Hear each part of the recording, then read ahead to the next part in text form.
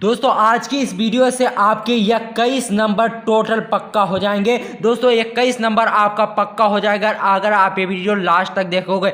दोस्तों अगर आप भी कक्षा 12 के स्टूडेंट हैं तो कल आपका 24 मार्च है, कल आपका हिंदी का पेपर है, कल यही जाकर आप छाप दो जो आज की इस वीडियो में आपको बताऊंगा। तो 21 से 20 नंबर आपका बिल्कुल पक्का हो जाएगा। दोस्तों आज की इस वीडियो में हम व्याकरण के आपके 15 नंबर के क्वेश्चन बताएंगे और रस छंद अलंकार से 6 नंबर का क्वेश्चन आपको बताया जाएगा। तो वीडियो आपके लिए बहुत इंपॉर्टेंट है, वीडियो को मिस मत करना। देखिए प्रश्नोत्तर संख्या में आपसे पूछा जाता है रस छंद और अलंकार, तो इसलिए आप प्रश्नोत्तर संख्या यहां पर 12 होना चाहिए था, हमने 13 लिख दिया। ठीक है, तो प्रश्नोत्तर संख्या 12 में आपसे रस छंद और अलंकार तीनों पूछा जाता है। तो सबसे पहले हम रस देख लेते हैं कि कौन कौन से रस आपको तैयार करना है। 2 रस आज की इस वीडियो में आपको बताया जाएगा, यही 2 रस आप तैयार करके जाइए, यूपी बोर्ड में यही आएगा 100% गारंटी के साथ मैं कहता हूं। देख लीजिए, जब करुण रस हम आज की इस वीडियो करुण रस की सबसे पहले आपको इस तरह से हेडिंग डाली है, उसके बाद इसकी परिभाषा आपको लिखनी है। ठीक है,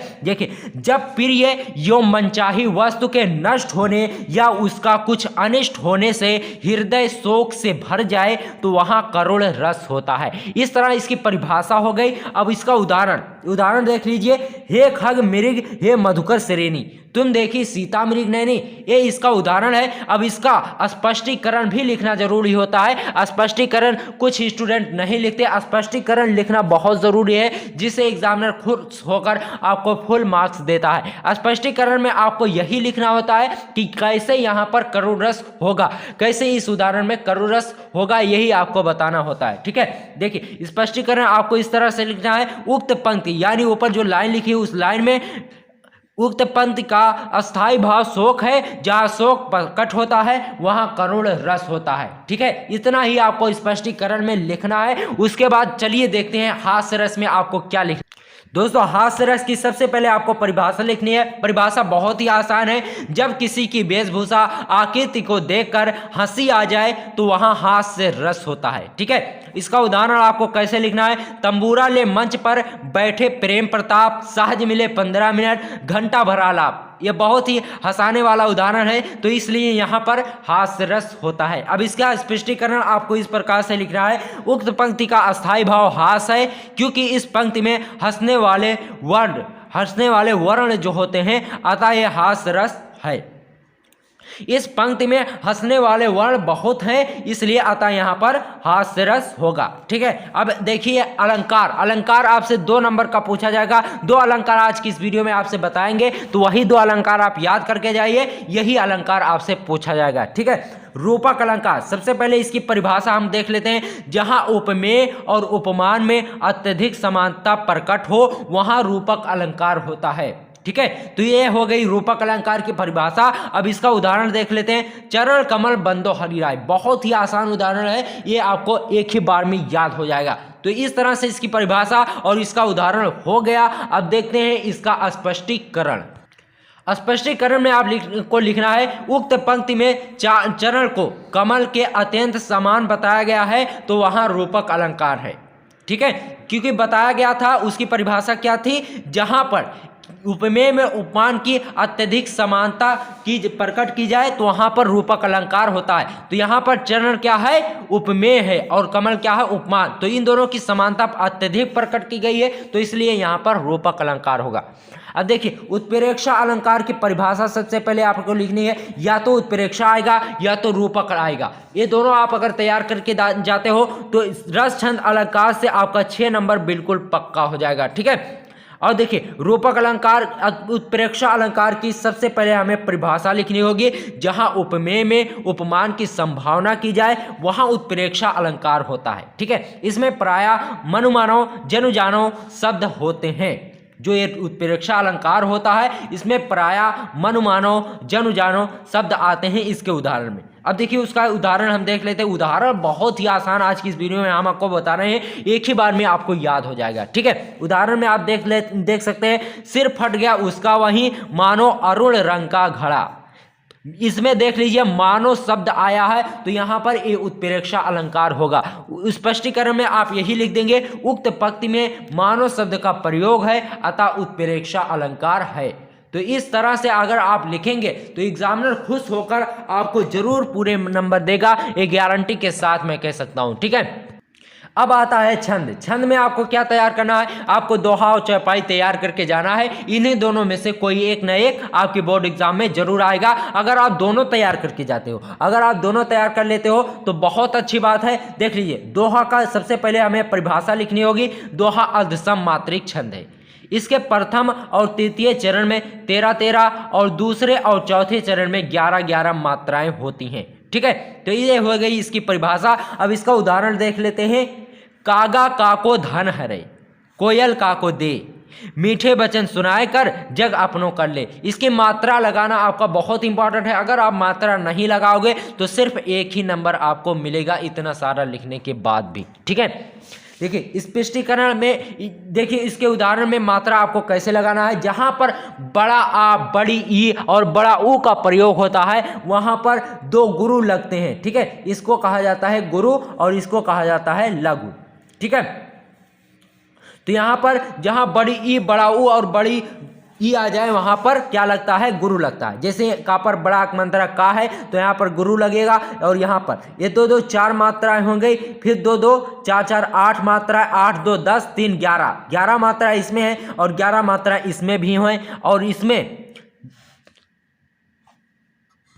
देख लीजिए, इसमें पहले वाले में 13 मात्राएं हैं, 4 और 4 8, 8-2 10 और 10 3 13। तो इसमें 13 मात्राएं हैं, इसमें आपकी 11 मात्रा होगी और इसमें भी आपकी 13 मात्राएं होगी और लास्ट वाले में 11-11 मात्रा होगी। ठीक है, तो इस तरह से आपको इसका मात्रा लगाना है। मात्रा लगाना बहुत ही आसान है। जैसे यहाँ पर देखिए, कहाँ पर बड़ा मात्रा को है तो यहाँ पर दो लगेगा, और देखिए यहाँ पर एक मात्रा लगेगी और यहाँ पर भी 2 मात्राएं लगेंगी, यहाँ पर भी 2 मात्राएं और यहाँ पर भी 2 मात्राएं लगेगी और यहाँ पर 1 मात्रा। इस तरह से मात्रा लगाई जाती है। जैसे मीठे माँ पे बड़ी मात्रा मी है तो यहाँ पर 2 मात्रा, यहाँ पर भी 2 मात्रा और यहाँ पर 1 मात्रा, ये 1 मात्रा, फिर 1 मात्रा, फिर 1 मात्रा, फिर यहाँ पर 2 मात्रा होगी। ना पर बड़ा मात्रा ना है तो यहाँ पर 2 मात्रा होगी। ठीक है, देखिए सिर्फ या है तो यहाँ पर 1 मात्रा और भी एक अक्षर है तो इसमें एक मात्राएं लगेंगी।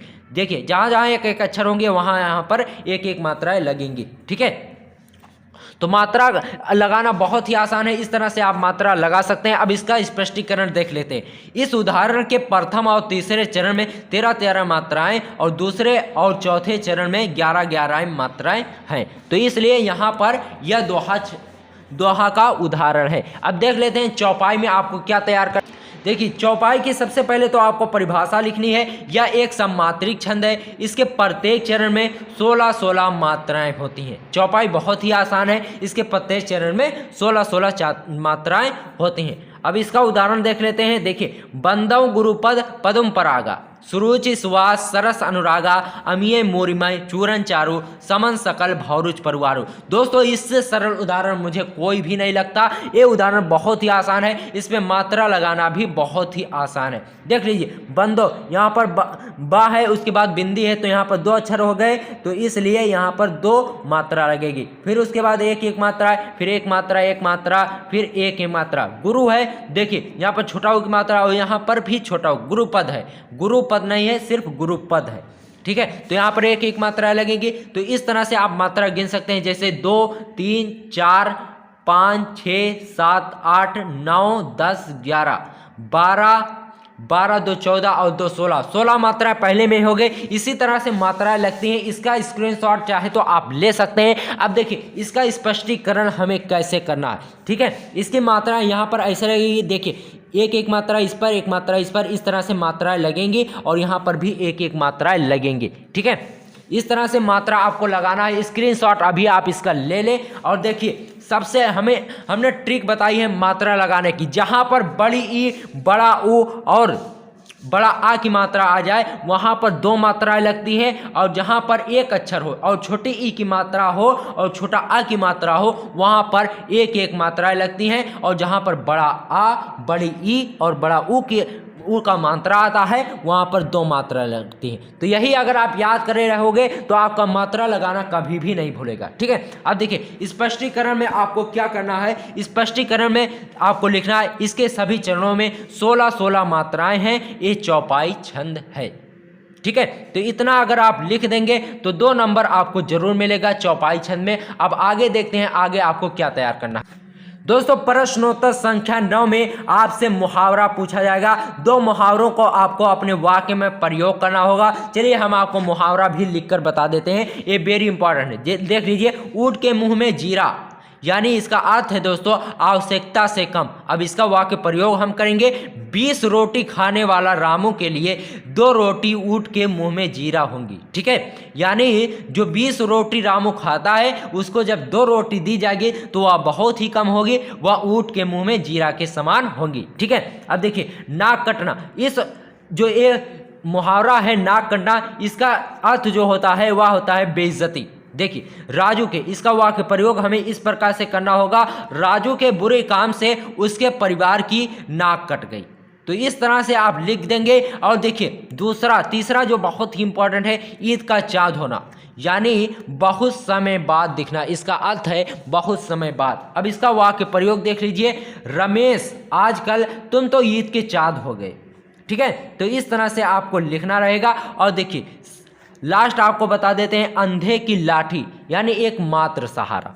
रहीम अपनी माँ के लिए अंधे की लाठी जैसा है, यानी रहीम अपनी माँ का एक मात्र सहारा है, वही उनका सब कुछ करता धरता है। ठीक है, अब देखिए दोस्तों प्रश्नोत्तर संख्या 10 में आपसे क्या कहा जाएगा। इसमें आपसे संधि पूछी जाएगी। संधि आपकी बहुविकल्पीय होगी, इसमें आपको टिक लगाने होगा। जैसे देख लीजिए, इत्यादि का संधि विच्छेद है। अब इन 4 विकल्प हैं, इन 4 विकल्पों में से कौन एक विकल्प सही है उसे आपको छांट कर लिखना है। ठीक है, देख लीजिए, का खंड है इति प्लस आदि, और खा है इत प्लस आदि, और गा है इत प्लस आदि, घा है इति प्लस आदि। तो इसका सही जो है वह का खंड है इति प्लस आदि, इत्यादि होगा। ठीक है, अब देखिए सूर्योदय का संधि विच्छेद है, ये वेरी इंपॉर्टेंट है। सभी क्वेश्चन इसे तैयार करके आप जरूर जाइएगा। देखिए सूर्योदय का संधि विच्छेद है, सूर्यो प्लस उदय, खा है सूर्य प्लस उदय, और गा है सूर्य प्लस उदय, और घा है सूर्य प्लस उदय। तो इसका सही जो है वह गा खंड वाला है, सूर्य प्लस उदय। तो इसका हो जाएगा सूर्योदय। ठीक है, अब देखिए नरेंद्र का संधि विच्छेद है। नरेंद्र एक नाम है जिसका संधि विच्छेद क्या होगा दोस्तों, का खंड में दिया गया है नर प्लस इंद्र, खा में है नरे प्लस इंद्र, और गा में है नर प्लस इंद्र, और घा में है नरे प्लस इंद्र। तो इसका सही जो ऑप्शन आपका सही है वह का खंड वाला ऑप्शन सही है, नर प्लस इंद्र। अब देखिए सबसे इंपॉर्टेंट है दोस्तों, स्वागतम का संधि विच्छेद है। स्वागतम का संधि विच्छेद क्या होगा, देखिए का खंड में दिया गया है स्व प्लस आगतम, गा में है स्वा प्लस आगतम, और देखिए खा में है सो आगतम, सो प्लस आगतम, और घा में है सु प्लस आगतम। तो इसका सही जो ऑप्शन है वह है दोस्तों घा खंड वाला स्वागतम। तो इस तरह से दोस्तों आपका संधि क्लियर हो गया। अब चलिए हम बढ़ते हैं अगले क्वेश्चन की तरफ। दोस्तों प्रश्न संख्या 10 खा खंड में आपसे पूछा जाएगा विभक्ति और वचन। दोस्तों आज की इस वीडियो में ये विभक्ति अगर आप तैयार करके जाओगे तो 99% चांस है इस विभक्ति के आने के। ठीक है, देख लीजिए आत्मने, आत्मने की विभक्ति क्या होगी, चतुर्थी विभक्ति है, और वचन एक वचन है। ठीक है, आत्मनानी में संपत्ति सप्तमी विभक्ति है और एक वचन है। ठीक है, आत्मना में भी तृतीय विभक्ति है और एक वचन है। नामना में भी षष्ठी विभक्ति है और एक वचन है। ठीक है, नामने में भी चतुर्थी विभक्ति है और एक वचन है। इस तरह से आपका विभक्ति क्लियर हो गया। 2 नंबर से एक बहुविकल्पीय में आपसे पूछा जाएगा। ये 5 का स्क्रीनशॉट आप ले लीजिए और इसे आप तैयार करके जरूर जाइएगा। और देखिए प्रश्नोत्तर संख्या 11 का में आपसे शब्द युग में पूछा जाता है। 2 शब्द आपसे दिए जाएंगे, 2 शब्द। ठीक है, वो 2 शब्द रहेंगे, लेकिन उन शब्दों का अर्थ आपको लिखना होगा एक ही साथ में। ठीक है, देखिए जैसे अम्बुद और अम्बुज। ठीक है, इसका अर्थ आपको लिखना है, इसका अर्थ हो जाएगा बादल और जल। ये बहुत ही इंपॉर्टेंट है। अविराम प्लस अभिराम, इसका हो जाएगा अनवरत और आकर्षक। अविराम का अर्थ होता है अनवरत और अभिराम का अर्थ होता है आकर्षक। और देखिए जलज प्लस जलद, जलज का अर्थ होता है कमल और जलद का अर्थ होता है बादल।